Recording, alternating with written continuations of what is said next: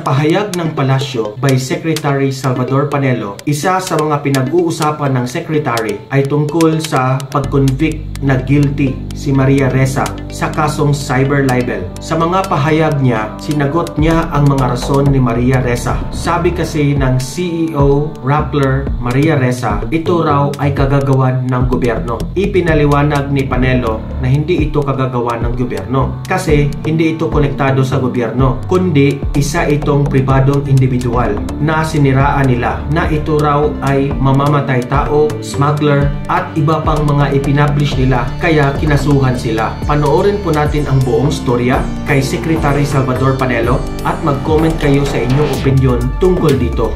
Gusto nyong magbigay ng malayang pagpapahayag pero okay lang kahit siraan mo ang isang tao, kahit na hindi mo na-verify yung mga binabalita mo, okay lang sa'yo. Kagaya halimbawa, meron akong biglang naalalang example. Maria, natatandaan mo, nung nag-usap tayo, ang sabi ko sa'yo, ba't naman hindi mabubuwisit sa'yo si Presidente? Yung Rappler, nagpalabas kayo na 20,000 ang extrajudicial killings. Sa record at that time, siguro mga 3,000 lang. Bali-bawan, sagot niya po sa akin, but I was just quoting another newspaper. Kita mo na, that confirms. Talagang irresponsable ka nga. Kasi kinukot mo yung 20,000 from another newspaper. Hindi mo naman alam kung totoo yun o hindi. Kita mo ngayon, ang United Nations, tsaka yung mga human rights group, bumaba na. Para naging 17,000 na lang. Dati naging 30,000 pa ho nga yan. Yun ang sinasabi ng court na kailangan, if you're exercising your right, kailangan responsable ka na yan. Tingnan natin po yung kaso niya. Sinasabi ni Mary, napaka-flimsy naman ito.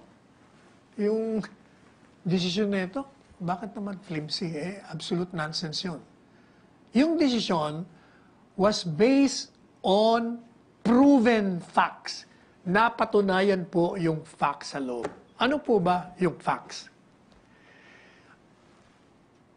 Sumulat ng article yung reporter ni Ressa si Santos, kung saan inilarawan doon si King, si Wilfredo King, na isang negosyante, na siya daw po ay drug trafficker. Dalawa, siya daw po ay smuggler. Pangatlo, siya daw po ay murderer na hindi na-prosecute sa isang napatay. Biro niyo yun, ano ba ang base niya? Ang quoting intelligence reports. Biro niyo intelligence reports. Alright. So sabi ng court, hindi ka nag-verify. Sinabi mo lang intelligence reports. So doon lang may mali siya ka na. Alam po niyo, sa batas, presume ang malis mo kung private citizen ang nilalibel mo. Pero kung government officials, hindi. Pero this time, may presumption na nga ng malisyoso ginawa mo. At meron pong pruweba na ikaw ay negligent. Ano yun? Yun na nga. You just relied on intelligence reports. Kumbaga, rumor lang yon. Ano pa hong pruweba ng mali siya? Yung abogado ni King, na si Attorney Leonard De Vera, pinuntahan sila. Pinakita na hindi totoo yan. Ito, meron kaming certification na hindi naman siya involved dyan. Tsaka yung sinasabi niyong murder, wala mang ebidensya na nag-file ng murder o ano. Nothing. Kumbaga, absolutely nothing. So, pwede ba? Tanggalin nyo yung maggawa kayo ng retraction. Sabihin nyo na mali pala. O kaya naman, bibigyan nyo na lang yung side ng Mr. King. So nagkaroon po sila ng negosasyon, palitan sila. At meron naman pruweba dahil may mga text messages palitan Kasama pa dun si Marites Vitog. Pitong buwan, gumawa ng article sa side. Hindi naman po inilabas. Sige. Hindi ba pruweba yun na talagang malisyoso ka? Unang-una, hindi ka na nga nag-verify. Hindi totoo yung mga sinabi mo. Nung binigyan ka ng pruweba na talagang kasinungalingan yon, pinakiusapan ka na, nag-demand na nga, hindi mo pa rin binago yung istorya mo. O hindi po ba sobrang prueba ng malis? Pangalawa, gaya ng sinabi natin nung huling programa natin, hindi ka man nag-introduce ng evidence. Hindi naman nagtestigo si Reza, hindi na nagtestigo si Santos para ipakita niya na walang malis. O, meron na nga prueba, may presumption na nga, wala ka pang ebidensya. Tapos ngayon, sisisihin mo. Pati si Presidente Duterte at ang gobyerno sinasama mo. Ito'y kaso ng isang pribadong mamamayan na siniraan nyo ng siniraan. Tapos ginagamit nyo, bakit naman nagdemanda siya after 5 years? O hindi ba? Sabi nga ng abogado, huwag ka na lang magdemanda. Ang problema, hindi na nga siya nagdemanda, abay ni-republish pa. Ayun, ito ngayon. Ni-republish ang libelous article. Sabi ni Neri, sabi niya, kaya niya ng publication na yan. Nagpalit lang naman ng spelling, Bakit naman? Si Neri, abogado ka kasi hindi ka naman abogado. Alam mo, Neri, yung sinabi mo kasi meron nung word daw doon na evasion na mali spelling. Yan lang naman daw ang pinalitan. Kaya na-republish nila. Pinalitan mo nga spelling kahit ano pang pinalit mo doon. The fact is, yung libelous material mo nandun pa rin. Yung lahat ng aligasyon mo na pinalarawan mo siya ay isang mamamatay tao, isang drug trafficker, at isang smuggler, nandun pa rin. Hindi lamang po yan. Eto. Papakita ko sa inyong malaking prueba kung gaano, how these people are showing the kind of impunity na eto na nga, naging controversial na nga yung artikulo, na-convict na nga. Maniniwala ba kayo hanggang ngayon, hindi nila tinatanggal sa kanilang website ng Grappler yung artikulo? Can you imagine that? Nandito pa rin yung artikulo. Ang dami nakakabasa nito. Baka may problema na naman kayo dito. Alam po ninyo, yung publication, nagkaroon ng pre-trial. Sinasabi nung nagsusuporta sa kanya, yung sabi ko sa inyo, may isang abogado dyan sa UP na nagsasabi, wala naman daw sa website. Ginugol niya raw, eto na nga, ebidensya. Hanggang ngayon, nandiyan pa. Pangalawa, inamin nyo na may publication Kahit nga hindi nyo inamin, eto nga, nakikita na ng lahat, may publication. Madalit sabi, pinaninindigan nyo yung inyong paninira hanggang ngayon. Ano ka ba naman? So, hindi totoo yung sinasabi mo na unconstitutional. At meron pa.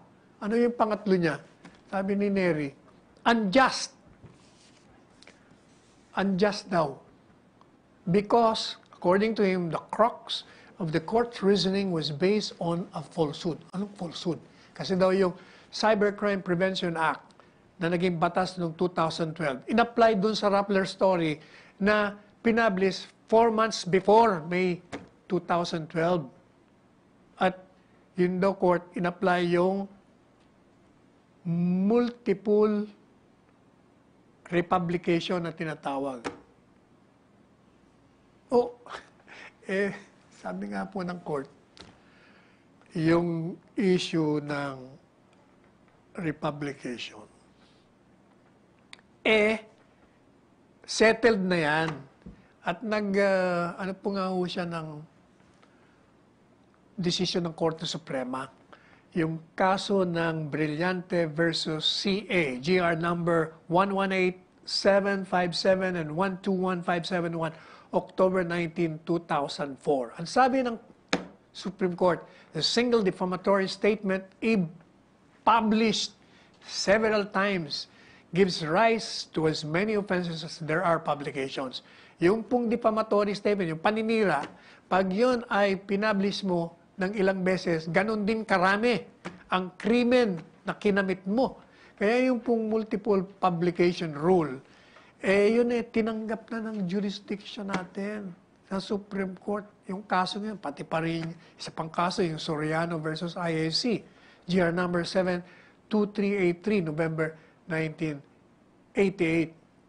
Kaya yung argumento na yung republication ng article was a mere correction of one misspelled word, pure baloney. Ang gaya ng sinabi natin kanina,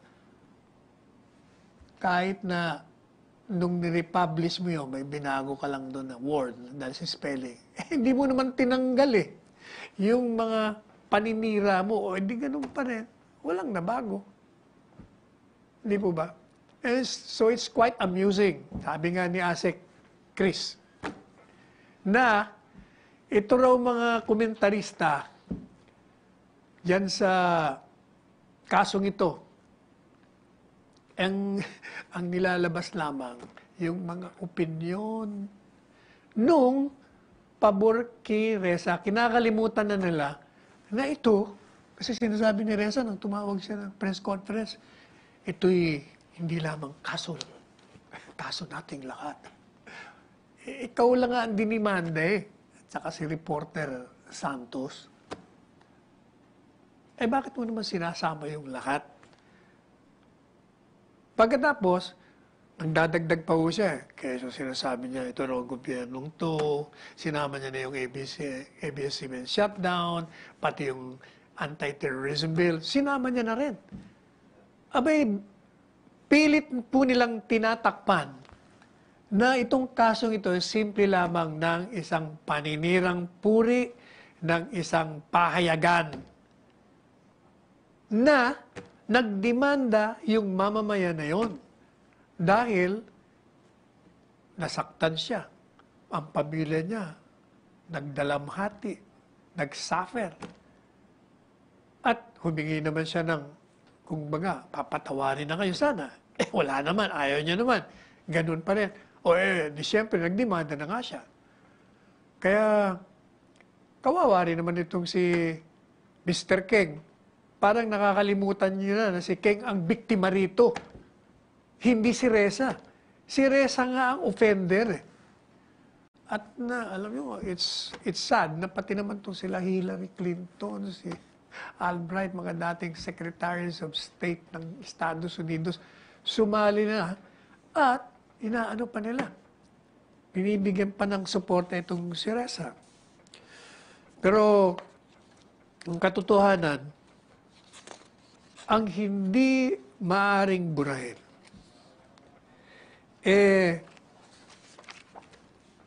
itong si Ressa, pinipilit niya, yung estilo niya, yung pong mga kritisismo niya sa gobyerno at kay Presidente, yun daw ang talagang dahilan bakit siya dinidemanda. Palaging inilalabas na kilala siya sa buong mundo at meron siyang award. Pero hindi po pwede yun. Kahit na ikaw pa pinakamataas na tao sa buong mundo, pag ikay lumabag sa batas, dapat ikay managot. Hindi po pwede yun. Sapagkat, otherwise, kung tayo po ay mamimili ng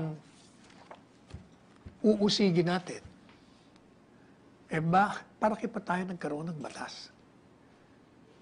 Tanggapin mo, Maria, na ikaw ay nagkamali.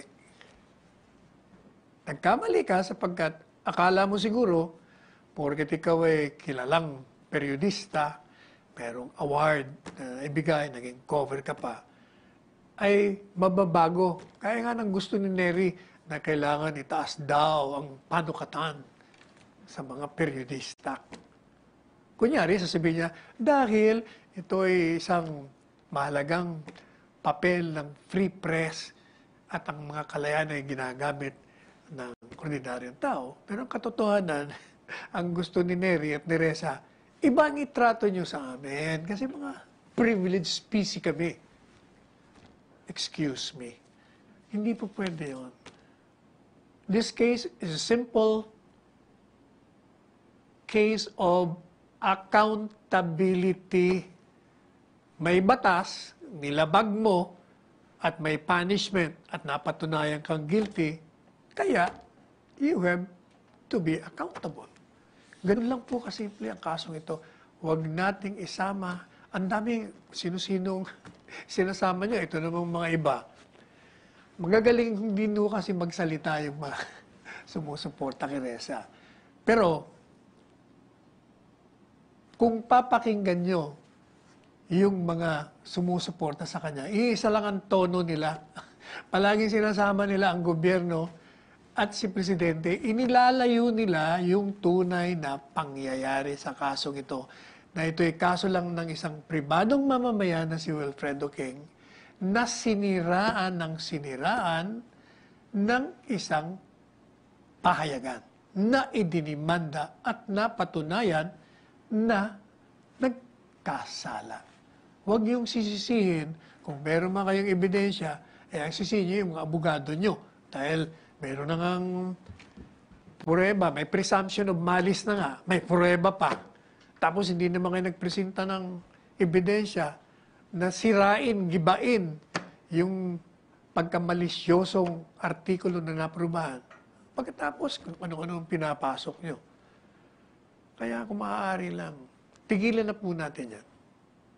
Let's pause for a break. Nakita at narinig na natin ang mga paliwanag ng Secretary ng mga press. Bago tayo mag-publish ng mga balita, dapat ay susuriin po natin ng maigi kasi kung ang isang tao ay nagigiba na ang kanyang reputasyon, mahirap na itong ibalik. Don't forget to like, comment, and subscribe sa aking channel. Hanggang sa next video, have a great day!